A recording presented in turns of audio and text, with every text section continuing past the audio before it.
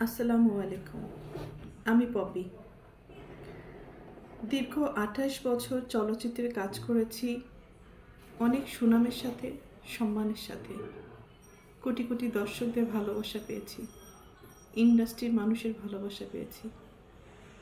কিন্তু এই মুহূর্তে আমি ক্যামেরার সামনে কথা বলছি একজন ব্যর্থ মানুষ হিসাবে। ব্যর্থ মানুষ বলছি এই কারণে, সবার মন জয় করতে পারলেও দীর্ঘ ২৮ বছর আমি যাদের জন্য কাজ করেছি, যাদেরকে এই হাতে লালন পালন করেছি, তাদের কাছে আমি অযোগ্য একজন মানুষ। তাদের মন মতো চলতে পারিনি, তাদের মনের মতো করে নিয়ন্ত্রিত হতে পারিনি। হয়েছি, একসময় হয়েছি, কিন্তু এখন হতে পারি না। তার করে বলেছি আমি একজন ব্যর্থ মানুষ। একটা মানুষ তো সবসময় সবার কাছে ভালো হতে পারে না, সব সময়ের জন্য ভালো হতে পারে না। আমি যখন ইনকাম করেছি, দু হাতে দিতে পেরেছি, লুটাতে পেরেছি, তখন আমি আমার পরিবারের কাছে অনেক প্রিয় একজন মানুষ ছিলাম। এখন দিতে পারি না, হয়তো তাদের প্রয়োজন অনুযায়ী, যার কারণে আমি এখন তাদের কাছে গলার কাটা, শত্রু এবং অপছন্দের একজন মানুষ। দীর্ঘ ২ দিন যাবৎ আমি আসলে দেখলাম যে আমার পরিবার কতটা নিচে নামতে পারে, কতটা হীন পরিচয় দিতে পারে, কত হিংস্র ব্যবহার করতে পারে, কত নোংরা শব্দ ইউজ করতে পারে। সাথে আমার মিডিয়া, তারাও আমার একসময় চলার পথের সঙ্গী হিসাবে কাজ করেছে। মিডিয়ার কাছ থেকে সবসময় আমি সহযোগিতা পেয়েছি, ভালোবাসা পেয়েছি, সাপোর্ট পেয়েছি। কিন্তু আমার পরিবারের কয়েকটা মানুষের মিথ্যা কিছু কথাবার্তা, মিথ্যা অভিনয়, মিথ্যা নাটক, মিথ্যা অভিযোগ বলার সাথে সাথে যে মানুষগুলো আমাকে সব থেকে বেশি চেনার কথা, জানার কথা, সাপোর্ট করার কথা, সেই মানুষগুলো ওই মানুষগুলো আমার পরিবারের মানুষগুলোর কথা অনুযায়ী আমাকে ভুলভাবে আমার দর্শকদের কাছে বলেন, বাংলাদেশের মানুষের কাছে খুব বাজেভাবে উপস্থাপন করেছে। তো এর থেকে দুঃখজনক আর কিছুই হতে পারে না। যাদের জন্য কাজ করেছি আজকে তারা কেউই আমার না। এই জন্য হয়তো আল্লাহ বলে, যার যার জীবন হিজ হিজ হুজ হুজ, কিয়ামতের মাঠে কেউ কাউকে চিনবে না। তো একটা মেন পয়েন্টে আসি। আজকে যে অভিযোগগুলো আমার মা আর বোন করছে, খুব স্ট্রংলি আমি প্রতিবাদ করলাম।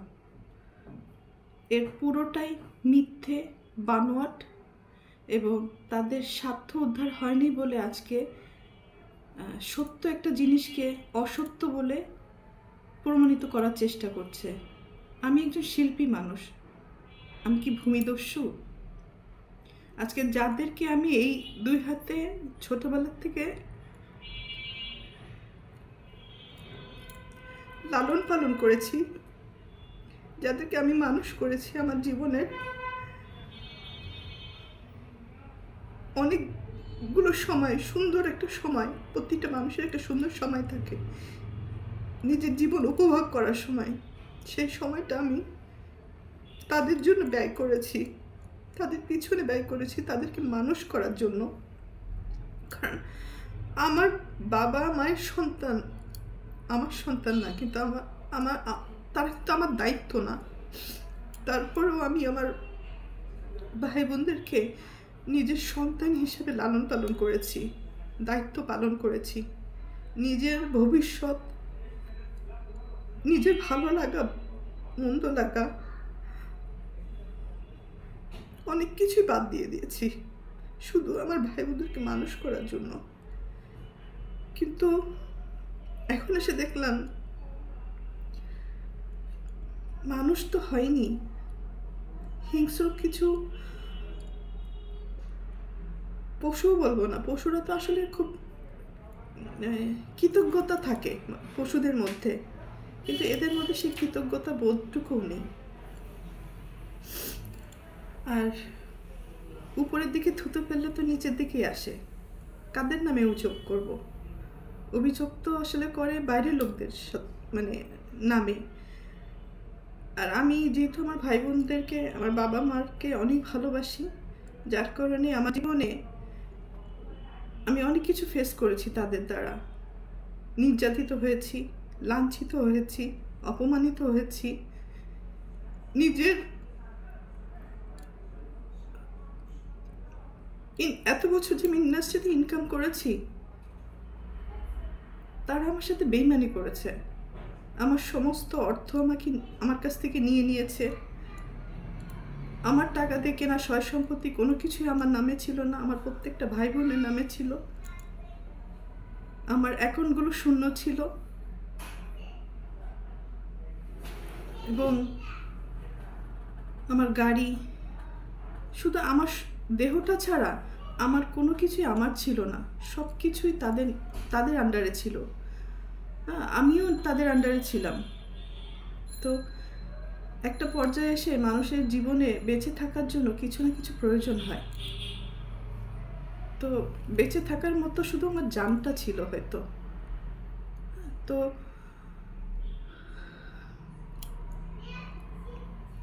একটা পর্যায়ে এসে যখন আমি জানতে পারলাম আমার পরিবারই আমার সাথে বেইমানি করেছে, আমাকে ঠকিয়েছে, আমার সব কিছু কেড়ে নিয়েছে, এগুলো জানার পরে আমি চুপ ছিলাম। আমি যাদেরকে কোলে পিঠে মানুষ করেছি এই হাত দিয়ে, আমি তাদের দ্বারা অনেক বেশি নির্যাতিত হয়েছি। তারা আমাকে ফিজিক্যালি অ্যাসল্ট করেছে, আমার টাকা চুরি করে আমাকে মারার প্ল্যান করেছে, আমাকে খুন করে ফেলার জন্য টাকা দিয়েছে খুনিকে। আমার আপন ভাই এটার সাথে জড়িত, আপন বোন জড়িত, আর একটা সামিন নামে একটা ছেলেকে পালক নিয়েছিলেন। তারপরেও আমি অ্যাকসেপ্ট করেছিলাম যে ঠিক আছে, একটা মানুষ তো, একটা বাচ্চাকে লালন পালনের দায়িত্ব নিয়েছিলাম। তো পরবর্তীতে দেখলাম এটা যখন হাতে পায়ে বড় হয়ে গেছে, তখন ওই হাত দিয়েই আবার আমাকে আঘাত করেছে। অনেক সময় এইগুলো কিন্তু আমার মুখের কথা না, এটা সত্য ঘটনা। এটা থানায় জিডি হয়েছে, মামলা হয়েছে এবং তাদেরকে আটক করা হয়েছিল এই ক্রাইম করার জন্য। পরবর্তীতে আমি তাদেরকে মাফ করে দিয়েছি, কারণ আমার ভাই বোন তো, ভুল হইতেই পারে। সন্তান হিসেবে মাফ করে দিয়েছিলাম। পরবর্তীতে দেখি যে এগুলো বাড়তেই আছে। এবং আমার মা তো আসলে অনেক বড় একটা শব্দ, কিন্তু পৃথিবীতে সব মা না। ভালো মাও আছে, খারাপ মাও আছে। দুর্ভাগ্যবশত আমার মাটা হয়তো আমাকে সেই পরিমাণ ভালোবাসতে পারেনি, কারণ আমি আমার মার কাছে, পরিবারের কাছে সবসময় সোনার ডিম পাড়া একটা হাঁস ছিলাম, মানে দুধ দিয়ে একটা গরু ছিলাম, টাকা ছাপানোর মেশিন ছিলাম। সন্তান হিসেবে কখনো ওই ভালোবাসাটা, ওই কেয়ারিংটা পাইনি। তারপরও কোনো অভিযোগ নেই, আগেও ছিল না, এখনো নেই। আর আমি আমার মনকে বুঝ দিয়ে নিয়েছি, আর পাবো না কখনো তাদের কাছ থেকে সেই ভালোবাসাটা। কারণ একটা মানুষ যখন মেশিনে পরিণত হয়, তখন তার মূল্য মেশিন হিসাবেই থাকে, মানুষ হিসাবে থাকে না।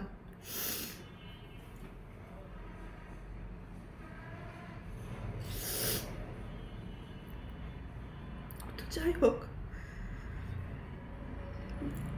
আমার বাপ মা আমাকে আমার সাথে অনেক বড় বিশ্বাসঘাতকতা করেছে। আমার সমস্ত টাকা পয়সা আমার বোনের অ্যাকাউন্টে শিফট করেছিল। তো তারপরে আমি কিছু বলিনি। আমার ইন্ডাস্ট্রির কিছু মানুষ, আমাকে যারা ভালোবাসে, তারা আমাকে সাপোর্ট করেছে। ওই সময় 2007-এর ঘটনা বলছি, মানে একটা টাইমে আমি যে জানতে পারলাম কোনো কিছুই আমার ছিল না। পরে আমাদের ফিল্মের কিছু মুরব্বীরা মিলে এটা সেটেল করে দিয়েছিল যে পপির একে শূন্য হাতে মেয়েটাকে রাস্তায় ফেলে দিলেন।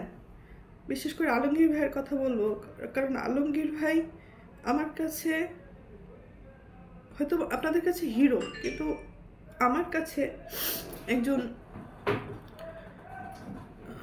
বলবো যে আমার সবচেয়ে বড় ওয়েলিশার ছিলেন বাদল খন্দকার। আরও আছে, আরও অনেক কাছের মানুষ আছে, তারা এই প্রবলেমগুলো ভিতরে ভিতরে জানতেন এবং ওনারা আমাকে অনেক সাপোর্ট করার চেষ্টা করেছেন। আমার বাবা মাকে ডাক দিয়ে বললো যে ওর কিছু জিনিস ওকে ফেরত দেন, কারণ এটা তো একটা মেয়ে, হ্যাঁ, ওর জীবনে বেঁচে থাকার জন্য কিছু না কিছু ফেরত দেন। তো তখন আমার বাবা মা কী কারণে আমার সাথে বেইমানি করেছিল আমি জানি না, হয়তো এরকম ঘটনা অনেক আছে। আমাকে আলমগীর ভাই একবার বলেছিল যে এটা এই সেম ঘটনাটা শাবানা ম্যাডামের সাথে হয়েছে। কারণ আমি না তখন মেন্টালি খুব আপসেট ছিলাম যে আমার বাপ মা ভাই বোন আমার সাথে এরকম করলো, বিশ্বাসঘাতকতা করলো, আমার সাথেই করলো। তখন আলমগীর ভাই আমাকে বলেছিল না, এই ঘটনা এর আগে অনেক মানুষের সাথেই হয়েছে। তো সেই সান্ত্বনা নিয়ে হয়তো আমি বাকি জীবনটা পার করতে চেয়েছিলাম এবং কাজ করে আমি আবার সারভাইভ করেছিলাম। তো বিগত কয়েকদিন যাবৎ একটা নিউজ বারবার করে আমার মা বোন এস্টাবলিশ করার চেষ্টা করছে যে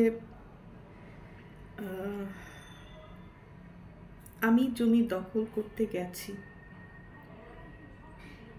ভাই, যে মানুষটা দীর্ঘ 28 বছর ইন্ডাস্ট্রিতে কাজ করে নিজের জীবনের দিকে তাকায়নি, ভালো লাগা, ভালোবাসা বলেন, নিজের ভবিষ্যৎ বলেন, কোনো কিছুই আমি চিন্তা করি না, শুধু ইনকাম করে গেছি আর ভাই বোন মানুষ করে গেছি। শুধু ভাই বোন না, আমি আমার পুরো পরিবার, আমার নানির ফ্যামিলিতে আমি সাপোর্ট করেছি, আমার দাদির ফ্যামিলিতে আমি সাপোর্ট করেছি।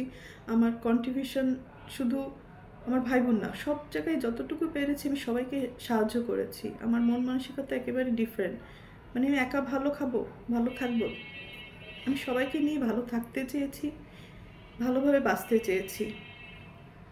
তো সেই পরিপ্রেক্ষিতে আসলে সবাইকে হেল্প করা। আমার নানি বাড়িতে যান, তার বাসায় যে সে যে ঘরটাতে থাকে সেই ঘরটাও কিন্তু আমার টাকা দিয়ে তোলা। আমার মা যে ঘরটাতে এখন খুলনাতে থাকে সেই ঘরটাও আমার টাকা দিয়ে তোলা। যে ভাড়াটে বাড়ির কথা উনি বলছেন সেই ঘরটাও আমার টাকা দিয়ে, আমার কষ্ট অর্জিত টাকা। রোদে পড়েছি, বৃষ্টিতে ভিজেছি, মানুষের অনেক ভালো কথাও শুনেছি, মানুষের অনেক মন্দ কথাও শুনেছি, অনেক ভালো গালিও দিয়েছে, আবার ভালো কথাও বলেছে, সম্মানও পেয়েছি, দুর্নামও পেয়েছি। তো সব কিছুর ঊর্ধ্বে হচ্ছে আমি একজন মানুষ। তো আমি আমার ফ্যামিলিকে সাপোর্ট করতে যে এই যে ঘরের কথা বলছি, সেই ঘরটা কিন্তু আমার বাবার 11 কাঠা জমি। তো 11 কাঠা জমির মধ্যে আমি আমার চাচার কিছু জমি কিনে রেখেছিলাম, মানে ফ্যামিলি প্রপার্টি, ফ্যামিলির সম্মান রক্ষা করতে যেয়ে আমি ফ্যামিলি কিছু প্রপার্টি কিনেছি। তো আমার চাচার অংশ কিনেছি, আমার ফুপুর অংশ কিনেছি, আমার বাবারও কিছু অংশ বিক্রি করে দিয়েছিল বাইরে, পরে আমি নিয়েছি কিনে এবং ওখানে ঘর তুলে দিয়েছি। তো কিছু অংশ আমি কিনেছিলাম যেটা রাস্তার সহকারে রেজিস্ট্রি হয়েছিল, মানে আমাকে জমি যখন কিনি তখন আমাকে জমির পিছনের অংশ দেওয়া হয়। তো পিছনের অংশে যেতে গেলে আপনারা সবাই জানেন এটা নর্মাল একটা জিনিস, বাড়ির পিছনের অংশ যদি কিনি তাহলে পিছনের অংশে যাওয়ার জন্য নিশ্চয়ই আমি হেলিকপ্টার দিয়ে যাব না বা ক্রেন দিয়ে ওখানে নামবো না, আমাকে যাওয়ার জন্য রাস্তা দিয়ে যেতে হবে। তো রাস্তাটা হচ্ছে আমার বাবা এবং চাচার জমির মাঝখান দিয়ে রাস্তাটা, যেখানে আমি আমার কেনা জমিতে আমি পৌঁছাতে পারবো। তো এই জমিটা রেজিস্ট্রি হয় 2008-এ। রেজিস্ট্রি হওয়ার পরে আপনারা, আমি সব প্রমাণ দিয়ে দিচ্ছি, ওই জমিতে এখনো পর্যন্ত আমি যেতে পারি না, ঢুকতে পারি না। কারণ কি, আমি যে ঘরগুলো তুলে দিয়েছিলাম ওই ঘরগুলো থেকে ভাড়া আসে, এই ভাড়া দিয়ে কিন্তু আমার বাবা চলতেন। একটা সময় আমার এই সেজ বোনের কন্ট্রোলেই ছিল এই ভাড়াগুলো। আমরা ঢাকায় থাকতাম, উনি ওখানে দেখাশোনা করতো এবং এই ভাড়াগুলো সে তার পকেটে নিত। যাই হোক, আমরা একটা পর্যায়ে ধরেন করোনার আগে আগে জানতে পারলাম, মানে কার কথা কি বলবো, মাফ করে দিবেন, মানে আমার পরিবারের কথা আজকে আমাকে পাবলিকলি বলতে হচ্ছে। এর থেকে দুঃখ, লজ্জার আর কিছুই হতে পারে না। মানে আমার এই বোনটা একটু বেপথে চলে যাওয়ার কারণে আমার বাবা 2019-এ বেপথে, মানে সে ওখানে কিছু অনিয়ম শুরু করেছিল,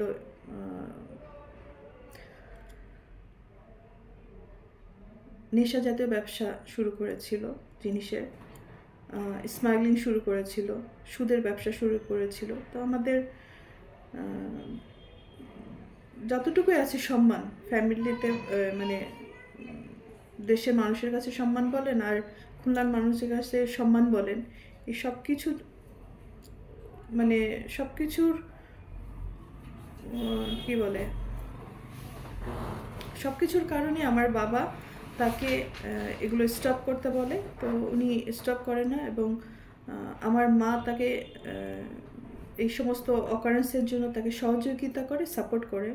তো যার কারণে আমার মা এবং বাবার সাথে এগুলো নিয়ে দ্বন্দ্ব বাঁধে এবং দ্বন্দ্বের এক পর্যায়ে যে আমার বাবাকে খেয়ালি মারে, মারধর করে এবং রক্তাক্ত করে দেয়। তো বড় সন্তান হিসাবে এটা আমার সামনে হওয়াতে আমি আমার ছোট বোন এটা প্রোটেস্ট করি এবং প্রোটেস্ট করতে যেয়ে আমার বাবাকে সেভ করতে যেয়ে আমিও সেখানে ইনজিউর হই। হ্যাঁ, আমার ছোট যে পালিত ভাই বলে, তথাকথিত ছোট ভাই সামির এবং বোন খেয়ালি, ওনারা আমাকে, আমার বাবাকে প্রচুর পরিমাণ মারধর করে। সেটা পুরো খুলনা শহর সবাই জানে, আমার ফুল ফ্যামিলি জানে। এবং আমার কাজিন আছে, ফুফাতো ভাই, সেও পাশ থেকে, সবাই তো আসলে মুভ করে না। আমার এই ফুফাতো ভাইটা, ভাই 2-4 জন ছিল যারা এসে দেখে যে আমার বাবাকে আমাকে পিটাচ্ছে, মানে মেরে ফেলার উপক্রম হয়েছে, সেই মুহূর্তে ওরা এসে আমাদেরকে সেভ করে এবং তারাও এই আক্রোশের শিকার হয়। তো ওই মুহূর্তে বাসার মধ্যে আমাদের ফ্যামিলিতে ডিসিশন হলো যে, এবং আম্মিরও কিছু যোগাযোগ শুরু হলো, যেটাতে আসলে স্বামী হিসাবে আমার বাবা মেনে নিতে পারেননি। আসলে এটা বলা উচিত না, যাই হোক এখন বাধ্য হয়ে আমাকে বলতে হচ্ছে। না বললে আমার ইমেজ যেভাবে তারা নষ্ট করার চেষ্টা করেছে, আমার তো অল্প ছোটোখাটো একটা ইমেজ, সুন্দর যতটুকু কাজ করার চেষ্টা করেছি সেই ইমেজগুলো সে নষ্ট করার চেষ্টা করেছে এবং দেশের মানুষের কাছে আমাকে একদম ভূমিদস্যু হিসাবে প্রেজেন্ট করেছে। হ্যাঁ, একজন নায়িকা হিসেবে না, আমাকে একজন ভিলেন হিসেবে প্রেজেন্ট করে ফেলেছেন, যেটা একেবারেই মিথ্যা কথা। তাদের এই দোষগুলো দেওয়ার কারণেই, ঢাকতে যেয়ে এই কাণ্ড কারখানাগুলো করেছে। তো মেন কথাতে আসি। তো ওই সময় আমার বাবা তাকে ডিভোর্স দিতে চেয়েছিলেন এবং বাসার থেকে দীর্ঘ 4 বছর আমার মা এবং বোনকে আমাদের বাড়ি থেকেই উনি বের করে দিয়েছিলেন। এটা আমাদের ফিল্মের সবাই জানে, আমাদের পরিবারের সবাই জানে, খুলনাবাসী সবাই জানে। এবং আমার বাবা অতিষ্ঠ হয়ে মারধর খেয়ে পরে উনি থানাতে জিডি করেন, আমাদের খুলনা সোনাডাঙ্গা থানা। 2019-এ 14 মে একটা জিডি আছে, এটা আমি দিয়ে দিব বা আপনারা খুঁজলে সবাই পাবেন। ওই সময় থানার ওসি সাহেব হয়তো উনি আপনাদের ভালো করে ব্রিফ করতে পারবে ঘটনাটা। এবং র্যাবে আমার বাবা যে কমপ্লেন করে আমার ওই বোনের নামে, তো ওইটার একটা আক্রোশ ছিল, যার কারণে আজকে আমাকে খুব নোংরাভাবে দর্শকদের কাছে প্রেজেন্ট করেছেন আমার মা এবং আমার বোন। তো আমি আরেকটা কথা বলি, সেদিনকে যে আমি খুলনাতে গিয়েছিলাম, খুলনাতে যার মেন কারণ হচ্ছে ওয়াসা আমাকে চিঠি দিয়েছে, যেহেতু আমার ইলেকট্রিক্যাল লাইন এবং ওয়াসার লাইন, আমার নামে যে লাইনটা আছে এটা অবৈধভাবে আমার মা বোন দখল করে রেখেছে এবং এটা ভাড়াটেরা ইউজ করে। হ্যাঁ, এই ভাড়াটে বাড়ির টাকাটা ওনারা নেয়। হ্যাঁ, ওনারা বলছে আমি দখল করেছি, তো দখল যদি করি আমি, তাহলে আমার মা বোন কীভাবে টাকাটা, মানে আমার বাবা মারা যাওয়ার পরে রীতিমতো তারা ওইখানে কবজা করেছে এবং দখল করার চেষ্টা করছে। তো তারপর আমি বলছি যে, মনে করেছি যে আমার মা বোনই তো, খাইলে খাক, আমি ওটা দেখিও না, নেও না, আমি যাইও না, আমার রাস্তা আটকায় রাখার পরেও। তো যেহেতু তারা ওই ইলেকট্রিকের লাইন এবং ওয়াসার লাইনটা অবৈধভাবে ইউজ করছে, তারা কোনো টাকা পয়সা পরিশোধও করে না, অনেক টাকা বকেয়া পড়ে যায়, পরে দেখা যায় যে আমার এই বিলগুলো সব পরিশোধ করতে হয়। ভাই, আমি তো মানুষ, কাহাতক করব, কতক্ষণ করব, কতদিন করব? আমার নিজের জীবনের দিকেও তো তাকাতে হবে। তো যার কারণে অফিসিয়াল চিঠি পাওয়ার পরে আমি ওখানে প্রেজেন্ট হই।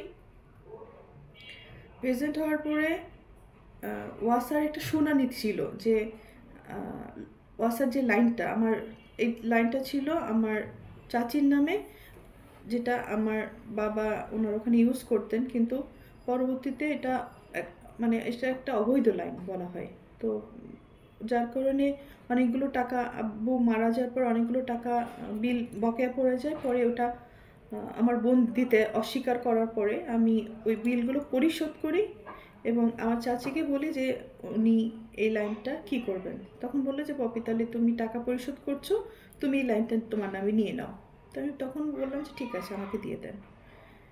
ওয়াসা এটা ইনকোয়ারি করে অফিসিয়াল লিগ্যাল কাগজপত্র প্রসিডিওর করার পরে আমাকে পারমিশন দিয়েছে। তখন ওয়াসা আমাকে চিঠি দিল যে আপনি আসেন অন দ্য স্পটে, এটা আমরা ইনকোয়ারি করব। তো ওই কারণে কিন্তু আমার ওখানে যাওয়া। এই রাস্তাটা আমাকে না দেওয়ার কারণে, না দেওয়ার জন্য ওনারা এই নাটকগুলো সাজাচ্ছেন এবং নোংরা কথা বলছেন যাতে এই রাস্তাটা না দেওয়া লাগে, মানুষকে ডাইভার্ট করছেন। এবং একটা জিনিস খুব সূক্ষ্মভাবে দেখবেন যে আমার পার্সোনাল লাইফ নিয়ে তারা বেশি খুব উৎসাহিতভাবে দর্শকদের কী জন্য বোঝানোর চেষ্টা করছেন। তো জমি দখল এক সাবজেক্ট, আমার পরিবার নিয়ে, আমাকে নিয়ে নোংরা কথা বলা এটা আরেকটা সাবজেক্ট। মানে ওনারা কী চাচ্ছেন, কি বোঝাতে চাচ্ছেন, এটা আমি হয়তো ক্লিয়ার, কিন্তু আপনার হয়তো ক্লিয়ার না। বাট আমি এখন ক্লিয়ার করি, ওনারা অবৈধভাবে আমার লাইনটা ইউজ করতে চাচ্ছেন, যেটা আমি বিগত দিনে সারা জীবন ভর্তুকি দিয়ে গেছি, ভর্তুকি দিয়ে যাব, আমি মৃত্যুর আগ পর্যন্ত তাদের মানে কাঠপুতুল হিসাবে তাদের কাছে থেকে যাব, এটা একটা চাওয়া তাদের। তো আমি আমার জীবন বাঁচাতে দূরে থাকাটা কি আমার অপরাধ? ভালো থাকাটা কি অপরাধ? সুস্থ সুন্দর থাকাটা কি অপরাধ? যদি এটা অপরাধ হয়ে থাকে তাহলে আমি অপরাধী, তবে ভূমিদস্যু হিসাবে আমি অপরাধী না। আমি আমার মাকে, আমি কিছু ভিডিও ক্লিপিংস দিব আপনাদেরকে, আপনারা দেখে জাজমেন্ট করবেন, এটা কি কোনো মা? এটা কি কোনো বোন? আমি নিজে অবাক হই যে আমি কাদের জন্য করেছি, কেন করেছি। এই সমস্ত কোশ্চেনের নিজের কাছে নিজে করতে করতে এখন আমি না মানে অনেক হিসাব মিলাতে পারি না, যার কারণে আমি সব কিছু থেকে দূরে চলে গেছি। আমি আর কতদিনই বাঁচব? যে কদিন বাঁচতে চাই একটু সুন্দরভাবে বাঁচতে চাই, একটু ভালো থাকতে চাই, একটু ভালো খেতে চাই, আল্লাহ খুদার নাম করতে চাই। আমার ফ্যামিলির কারণে আমি যতটুকু কাজ করতে যেয়ে মানুষের গালি খেয়েছি, যতটুকু পাপ কামাইছি, এগুলো সব কিছু মুছে ধুয়ে আমি সুন্দরভাবে মরতে চাই। এটা যদি আমার জন্য অপরাধ হয়ে থাকে, আমি অপরাধী ভাই। আর কিছু বলার নেই আমার। আমি কাগজ, পেপারস, ডকুমেন্ট সব আমি এই লিঙ্কে হয়তো দিয়ে দেব। আমার যারা সাপোর্ট করেন, আমার ওয়েলিশ যারা আছেন, মিডিয়ার সাংবাদিক ভাই বোনেরা, তাদেরকেও বলবো যে ভাই, একটা মানুষ যদি ভালোভাবে বাঁচতে চায়, তার নামে এত নোংরা কথা লিখেন না, বলেন না। পরিবারের মানুষ তো তার স্বার্থে আমাদেরকে ইউজ করে, স্বার্থ শেষ হলে চিনে না। আপনারও অন্তত পক্ষে যারা মিডিয়াতে ভালোভাবে কাজ করে গেছে, তাদেরকে অন্তত পক্ষে সম্মানের সাথে প্রেজেন্ট করেন। বিদায়টা যেন সম্মানের হয়, এতটুকুই আপনাদের কাছে চাওয়া। একজনের কথাতে বাজেভাবে একটা মানুষকে প্রেজেন্ট করেন না, অসম্মান করেন না। সুনাম কামাতে অনেক সময় লাগে, বদনাম করতে 1 সেকেন্ড লাগে। অ্যাটলিস্ট আমাকে একটু ভালো থাকতে দেন, একটু দোয়া করেন যাতে আমি ভালো থাকি। আমার মা হয়তো উনি মানসিকভাবে অসুস্থ, এতটুকুই বলবো যে আল্লাহর কাছে যে আল্লাহ যেন ওনাকে হেদায়েত দান করেন, ওনাকে সুস্থতা দান করেন, ভালো এবং মন্দর বিচার করার তার জন্য বিবেক বুদ্ধি হয়। সন্তান সবাই সমান। যদি উনি সন্তান হিসেবে আমাকে বলে থাকেন, মেনে থাকেন, জেনে থাকেন, তাহলে সন্তান সবই সমান। আমি কিন্তু কারোর জমি দখল করিনি। যে মানুষটা সারা জীবন সবাইকে দিয়ে গেছে, আমার ভাই বোনের কাছে আমার কিছুই চাওয়ার নেই, কিছুই পাওয়ার নেই, শুধু একটু সম্মানের আশা করি। আপু কেমন আছেন? ভালো আছেন? ভালো থাকেন। আমিও দোয়া করি আমার ভাই বোন, আমার আত্মীয় স্বজন যেখানে যেভাবে আছেন সবাই ভালো থাকেন, দেশবাসী ভালো থাকে। সবার জন্য ভালোবাসা, ভালো দোয়াত করি। কারোর জন্য আমি ক্ষতিকর মানুষ না। পারলে দিয়েছি, না পারলে কারো ক্ষতি কোনোদিন করি নাই। আমি আমার বাবা মার কাছ থেকে কখনো কোনো কিছু নেয়নি। 14 বছর বয়সে ইনকাম করেছি, আমি করা শুরু করেছি। আমি আমার বাবার কাছ থেকে কবে একটা ঈদের জামা নিয়েছি, পেয়েছি, আমি বলতে পারবো না। আমার মা কবে আমার মাথায় তেল দিয়েছে, দুগাল ভাত খাওয়াই দিছে, আমি বলতে পারবো না। কাজের তাগিদে অনেক কষ্ট করেছি। তো আমি যেখানে আছি অনেক ভালো আছি, সুস্থ আছি, সুন্দর আছি। ঘটে যা দীর্ঘ 28 বছরের ঘটনা, যা যা আমার সাথে হয়েছে, সেটা তো আসলে 28 মিনিট বা 1 ঘন্টাতে শেষ হবে না। অনেক কিছুই হয়েছে আমার সাথে। হয়তো আমি বোকা ছিলাম, আমাকে বোকা বানাতে খুব সহজ হয়েছে। আর আমার যখন একটু চোখ কান খুলেছে, তখনই আমি আমার পরিবারের শত্রু। হ্যাঁ, ওই যে বলে না, বিদেশে রোদে পুড়ে বৃষ্টিতে ভিজে টাকা ইনকাম করে দেশে পাঠায়, আর যারা খরচ করে তারা তো আনন্দে খরচ করে, তারা হিসাব করে খরচ করে না যে কতটুকু খরচ করছি। যতক্ষণ দিতে পারবেন পরিবারে, ততক্ষণই পরিবারের সবার কাছে প্রিয় মানুষ। যখন দিতে পারবেন না, তখন পরিবারে সব থেকে অপ্রয়োজনীয় একজন মানুষ হিসাবে গণ্যিত হয়। ওই যে বলে না, মা ওই গ্রামগঞ্জে বলে, যখন ছেলেমেয়েরা, একজন ছেলে বা একজন মেয়ে ইনকাম করে, তখন মা বড় মাছের মাথাটা তার পাতে দেয়। আর যখন ইনকাম করতে পারে না, পরবর্তীতে যে ইনকাম করে সেই মাছের মাথাটা প্লেট চেঞ্জ হয়ে যায়। তো আমার বেলায় আমি অনেক কিছুই, হয়তো ফিল্মের নায়িকা, আমি অনেক কিছুই মানে বাস্তব জীবনে দেখেছি। তো এতটুকু বলতে পারি, আমি ক্যামেরায় একজন ভালো অভিনেত্রী। ক্যামেরার সামনে স্ক্রিপ্ট পড়েছি, ডিরেক্টরের ডিরেকশন ফলো করেছি, হয়তো 3বার ন্যাশনাল অ্যাওয়ার্ড পেয়েছি। একজন ভালো অভিনেত্রী হিসাবে পুরস্কৃত স্বীকৃতি পেয়েছি আমি। কিন্তু বাস্তব জীবনে আমি খুবই কাঁচা একজন অভিনেত্রী। মানে অভিনয়টা আমার দ্বারা হয় না। অনেক কিছু সহ্য করেছি, তো মুখ বুজে সহ্য করাটাই হয়তো আমার পরিবার আমার দুর্বলতা মনে করেছে, আমার ক্ষতি করেছে যারা যারা, তারা সবাই মনে করেছে আমি হয়তো চুপ থাকি, হজম করি, কারো ক্ষতি করি না, এটা আমার দুর্বলতা। কিন্তু মানুষের যখন দেয়ালে পিঠ ঠেকে যায়, তখন সে একটা না একটা পর্যায়ে প্রোটেস্ট করে। তো আজকে আমার এই বক্তব্যটা হচ্ছে অন্যায়ের বিরুদ্ধে প্রোটেস্ট করলাম। মা বলে যে সমস্ত কথা ইমোশনালি মানুষকে ব্ল্যাকমেলিং করে, আমি এর আগেও তাকে মাফ করে দিয়েছি। আমার মা কথায় কথায় বলে যে আমাকে খাট কিনে দিল না, আমাকে মোবাইল কিনে দিল না, আমাকে টিভি কিনে দিল না। ভাই, একটা পরিবারে যখন একজন উপার্জন করে, সে যখন কোনো কিছু কিনে নিয়ে আসে, ধরেন আমি একটা ফ্যান কিনে নিয়েছি, তখন কি আমি বলবো যে মা এই ফ্যানটা আপনার জন্য শুধু আপনিই বাতাস খাবেন আর বাকিরা কেউ খাবে না?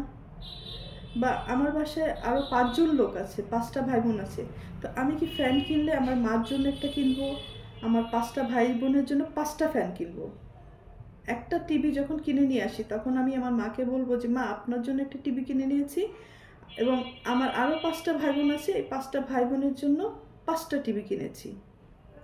একটা ফ্রিজ যখন কিনেছি, আমি তো সংসারে সবার জন্য কিনেছি। একটা ফ্রিজ আমার মার জন্য কিনবো, আর আরও 5টা ফ্রিজ আমার ভাই বোনের জন্য কিনবো।